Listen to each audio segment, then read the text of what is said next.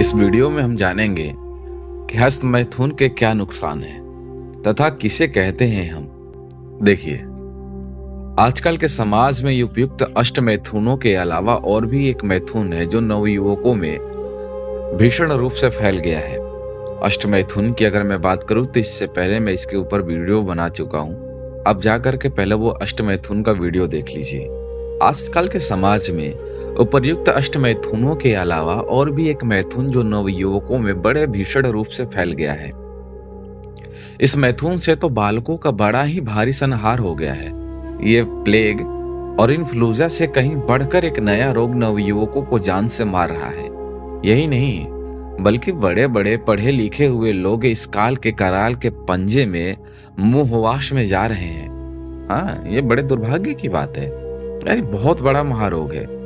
इसे पीछा छुड़ाना यानी प्लेग और इन्फ्लुएंजा जैसे कठिन बीमारियों से पीछा छुड़ाना हो गया है।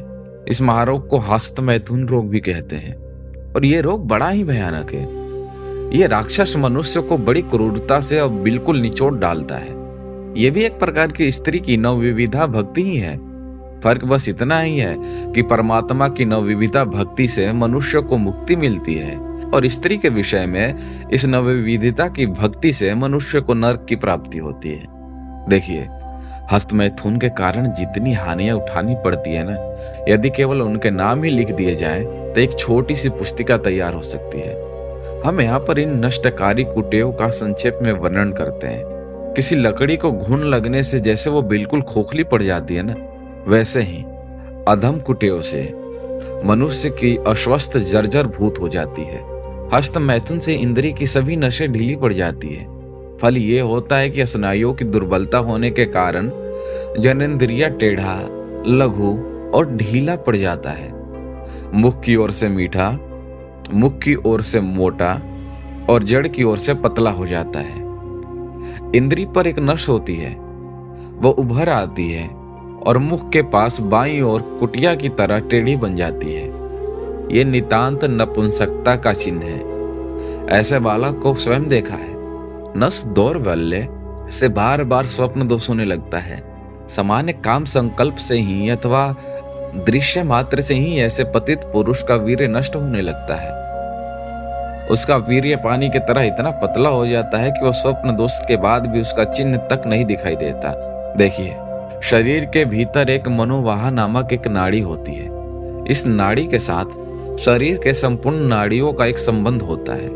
काम भाव जागृत होते ही ये सब नाड़ियां कांप उठती हैं और शरीर के पैर से सिर तक सब नाड़ियां, सारे यंत्र हिल जाते हैं। फिर रक्त का एवं संपूर्ण शरीर का मंथन होकर वीर्य उनसे भिन्न होकर के नष्ट होने लगता है, जिसमें धातु, दौर्बल्य, प्रेमोह, स्वप्नमोह, मधुमेह आदि कठिन रोग शरीर को घेर लेते हैं।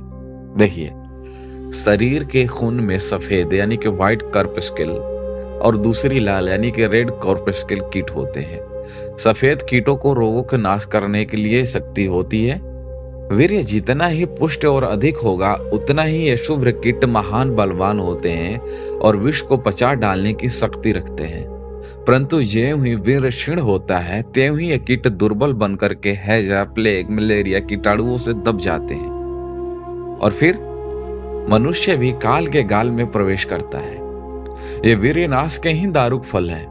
हस्त मैथुन से जो वीर्य नाश किया जाता है उससे शरीर और दिमाग के समस्त स्नायुओं पर भारी धक्का पहुंचता है, जिससे पक्षघात, ग्रंथिवात, संधिवात और पागलपन आदि भीषण रोगों की उत्पत्ति होती है।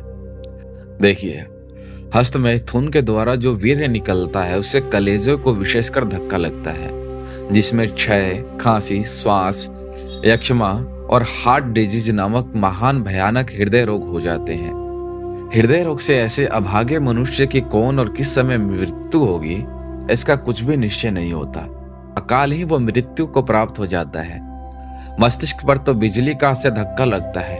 हस्त मैथुन से सिर फौरन हल्का और खाली पड़ जाता है। स्मृति यानी कि यादाश्त, सुबुद्धि, प्रतिभा सभी चौपट हो जाते हैं और अंत में ऐसा नष्ट वीर पुरुष पागल बन जाता है।